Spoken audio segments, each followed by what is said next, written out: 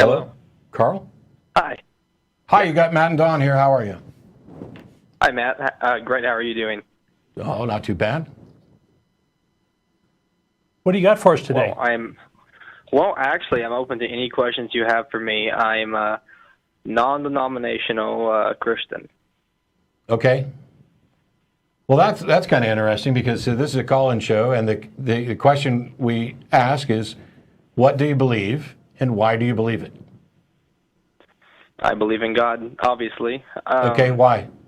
And you probably have to define God because there's thousands of different versions of Christianity that disagree on everything. But so give us a rough description of the God you believe in, and then you can explain why.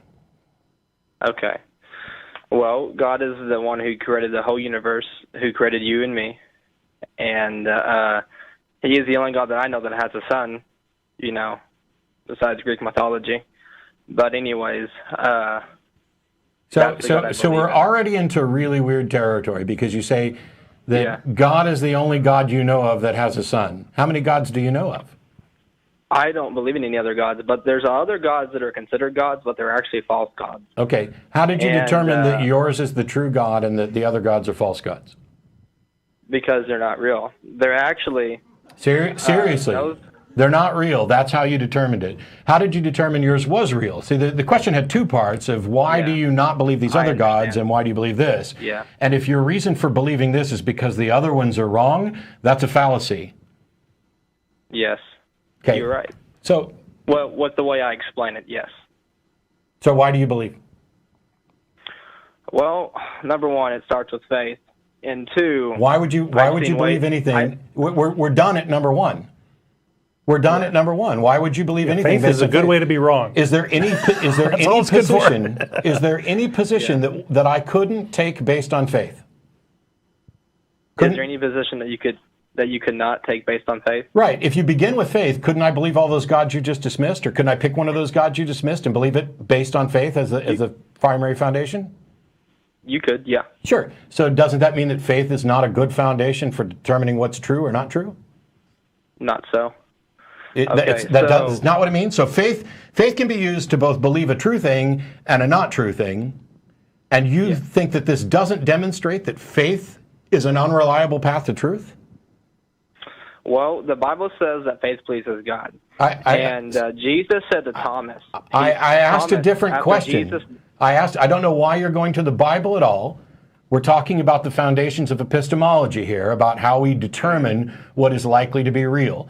And if your method, your primary method of faith, can lead you both to something that is true and something that's not true, then doesn't that mean that faith is an unreliable path to truth? No. I don't understand. If I can flip a coin to make a decision and it can lead me to the correct decision and an incorrect decision, doesn't that mean that flipping a coin is an unreliable path to the correct decision? Okay, so... That was a yes or no question. If you turn your phone... That was a yes or no question. Okay, what was the question again? If I can flip a coin, and based on its outcome, it can lead me to a correct decision and an incorrect decision, doesn't that mean that flipping a coin is an unreliable method to reach the correct decision? True. Okay. Substitute the word faith for coin and answer the same question. Because you've already acknowledged that faith can lead you to Yahweh and can lead me to Zeus or any of 100 other gods. If faith can lead to any of those conclusions, then how is it a reliable pathway to truth if it can lead me? By the way, let's say there's 1,000 different proposed gods, and only one of them is real. And we can use faith to get to any of them. Then you've got a 1 in 1,000 shot, which is way worse than a coin toss, of getting the correct position based on faith, right? But there's tens of thousands of gods. So now does that demonstrate that faith is not a reliable path to truth? Well, there's also proof. You have proof also. Hang on. Let's finish this point, and then we can move on to the next one. I'll let you go on. I'm not just going to hang up as soon as you acknowledge that faith is a crappy path to truth. I just would like you to acknowledge that the argument's been made and that you agree with it. Okay. So is faith a reliable pathway to truth? To some, no. But to others, yes. Why are we hedging here? No, we're done. I promised I would let you go on, but all right. So Okay. faith can sometimes lead you to Correct. truth, Correct. and faith Correct. can sometimes lead you to something that's not true, Yes. which means that faith is not a reliable path to truth, right?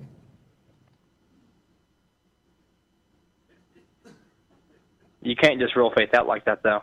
The fuck you can't. Okay. I'm sorry that logic. I'm sorry that I'm sorry that logic demolishes your position, but that's not our problem. The problem I'm having now is that when you've been exposed to a syllogism, to a logical position that shows that your foundation is flawed, instead of acknowledging it, you want to come up with an ad hoc, you can't get rid of faith that way. It's dishonest. It's incredibly dishonest to have your position demonstrably shown to not be reliable, and you acknowledge this and then want to try to rehabilitate it. Now, you're welcome to make an argument for faith is reliable, why faith is reliable in your case. But if you aren't willing to acknowledge that faith isn't reliable generally, then I don't know how we continue. Any one-sided argument sounds good if it's one-sided. I haven't got to speak yet. Oh, you're wrong. Any one-sided argument doesn't sound good. You presented a one-sided argument and we demolished it. Now you can go on to present another one-sided argument because you said we begin with faith, and faith is not a reliable pathway to truth. You presented an argument and I answered questions. There's a difference. No, I presented a response to your argument and you dodged the answer over and over until I held your feet to the fire. You wanted to go to the Bible, you wanted to go to any other thing other than answering the question about epistemology, which is completely independent of any religion. How do we reliably find a pathway to truth? Is faith a reliable path to truth?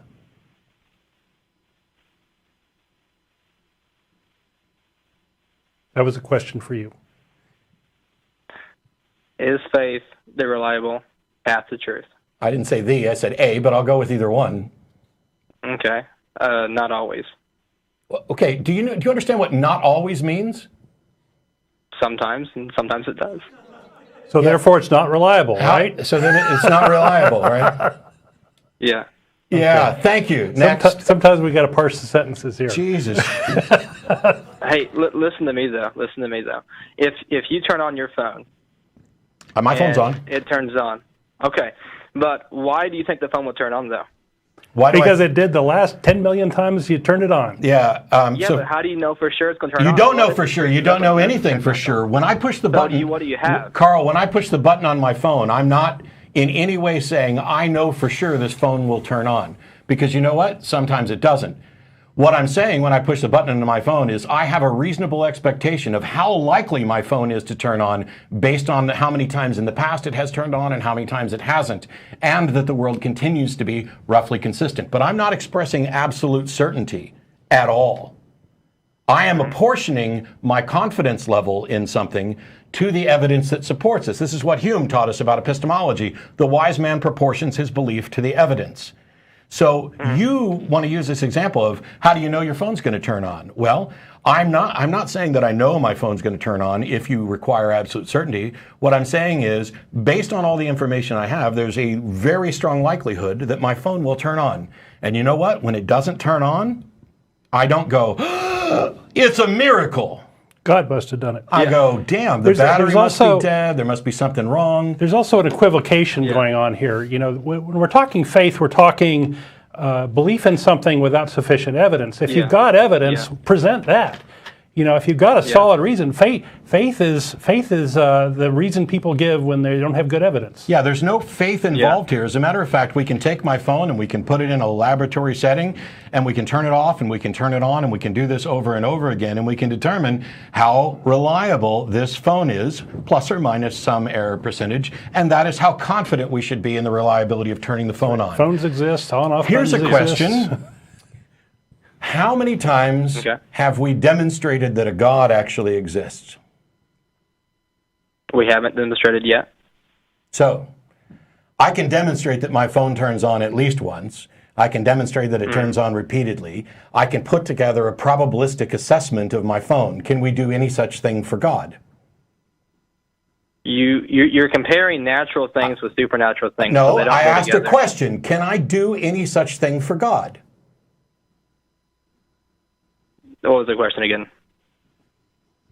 I'm focused on what I have to say. So Your answer I is no, which is why you objected by saying I'm comparing natural things to supernatural things. But here's the dirty little secret, Carl. I didn't bring up the phone. You did.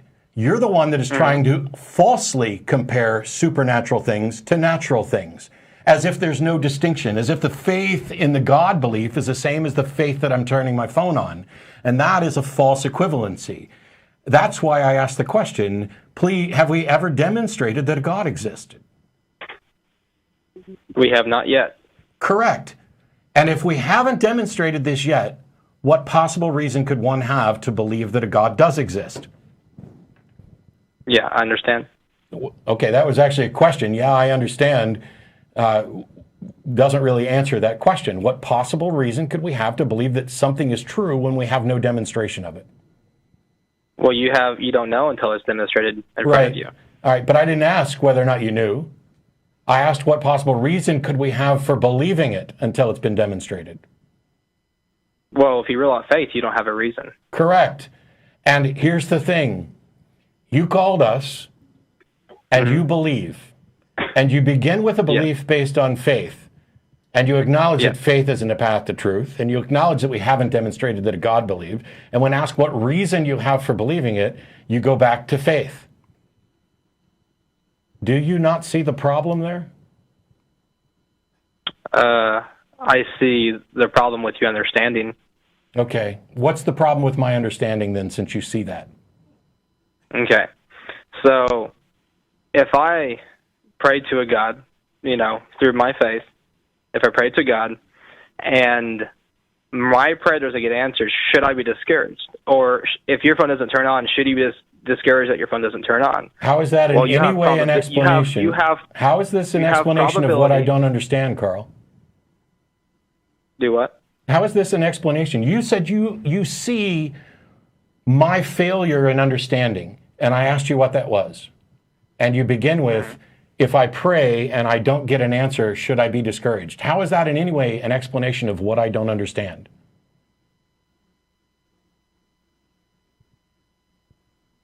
Yeah. That's what I thought. Thanks, Carl. If you tell me that you understand what I don't understand, and the next words out of your mouth demonstrate that you're not actually going to address what it is that I don't understand, but you're going to go on to make yet one more attempt to rehabilitate. Oh, it's faith. Well, it's not always faith. It's reason. Well, if you don't have reason, it's faith. Well, why should I be discouraged just because my prayer wasn't answered? The question here is not whether or not you should be discouraged because a prayer wasn't answered, but whether or not you have any reason to believe that your prayer was likely to be answered in the first place. And if you tell somebody that you understand why, you see the thing that they don't understand, and you don't present that when offered, you're no longer arguing honestly. And it's transparent to everybody who... I don't pay that much attention to it. Watch the comments of this on YouTube. Watch people who actually analyze this discussion. You called us because you were prepared to defend the hard questions about Christianity, and you couldn't even defend the simplest questions, which is, why do you have any reason to believe? Other than to acknowledge you really didn't, but you're not one to get discouraged when prayers aren't answered.